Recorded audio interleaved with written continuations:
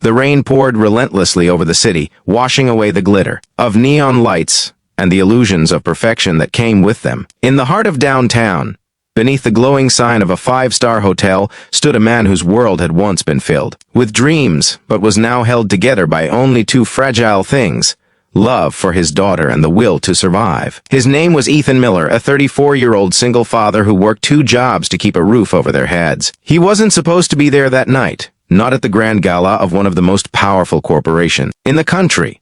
But fate had strange ways of putting broken souls in the right place at the right time. Before we dive into this story of unexpected love, redemption, and the power of kindness, take a moment, if you believe in second chances and the beauty of compassion.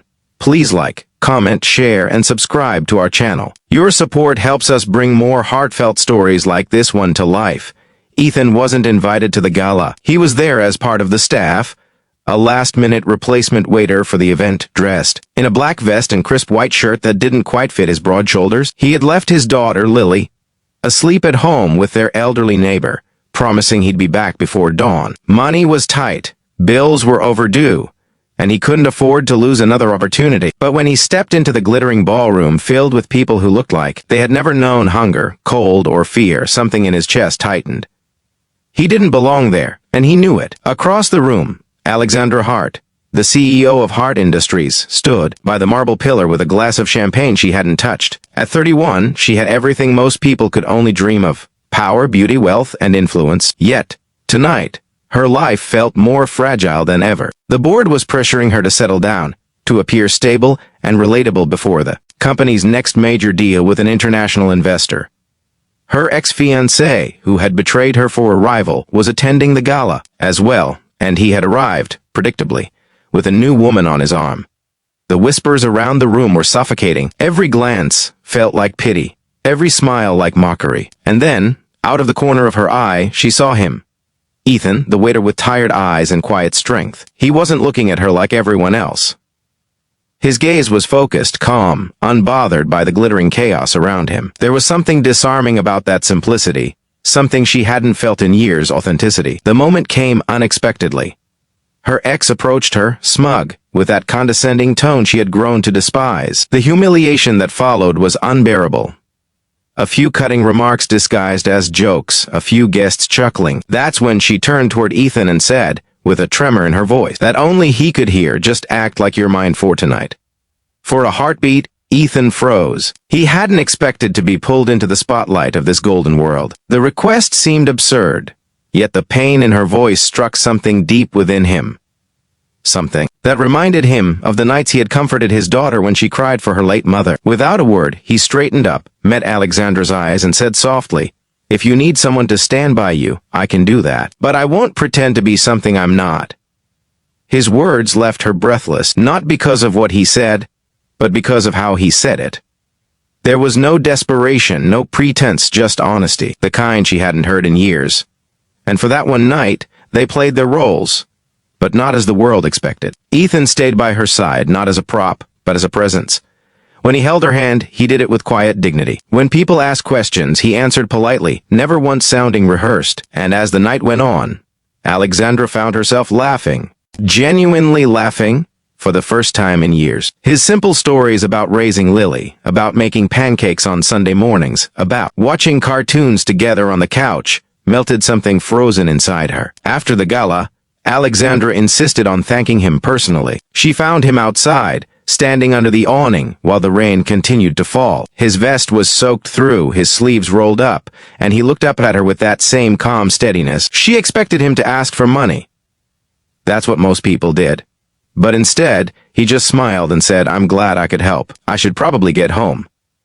My little girl can't sleep without her bedtime story." That line alone lingered in her mind, long after he disappeared into the rain. The following week, their paths crossed again. Ethan's second job was at a local construction site. And as fate would have it, Hart Industries had just taken over the redevelopment project there. Alexandra arrived for a surprise inspection, and when she saw him in his hard hat, lifting wooden beams with effortless strength, her heart skipped. The same man who had looked so out of place among diamonds and champagne fit perfectly under the gray sky, working with his hands, his clothes stained with honest labor. Curiosity turned to admiration. and admiration turned into something more dangerous. Interest. Over the next few weeks, she found excuses to visit the site. She brought coffee, sometimes lunch, sometimes nothing but her presence.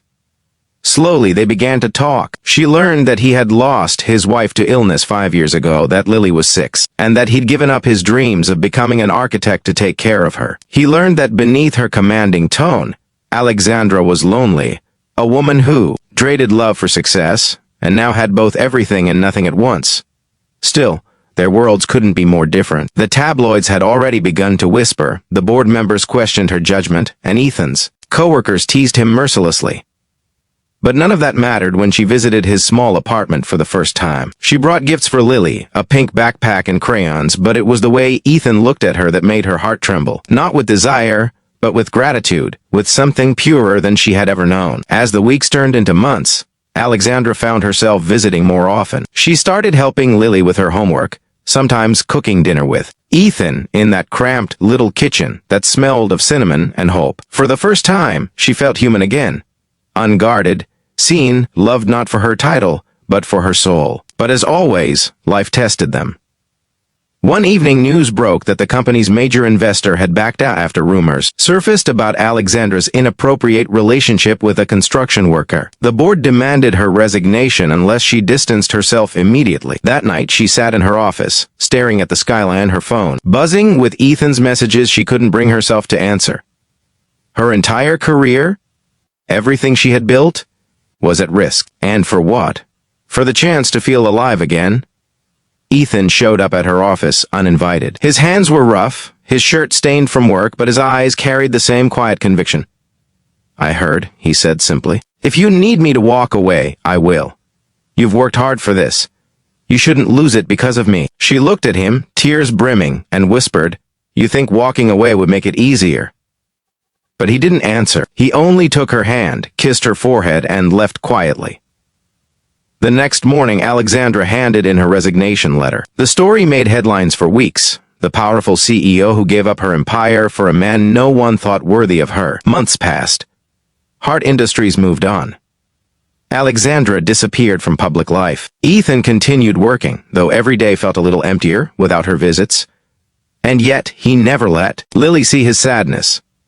He kept telling her stories about brave women who chose love over fear, truth over power. Then, one evening, as the sun dipped below the horizon, there was a knock at his door. When he opened it, there she was, standing in the soft light, holding a small gift box. "You once told me you wanted to design," she said softly. Inside the box was a set of drafting pencils and a note that read, "It's never too late to start building again." He looked at her, overwhelmed, and before he could speak, she smiled through tears and whispered, "This time, I'm not asking you to pretend." They rebuilt their lives together, not in penthouses or boardrooms, but in moments of realness. Alexandra started a small charity foundation that helped single parents find jobs and housing, inspired by Ethan's struggle. Ethan finally went back to school part-time, chasing the dream he had once buried. And Lily, bright, curious Lily, became the bridge that connected two broken worlds into one whole family. Years later, as they stood watching Lily receive an award for an architecture competition,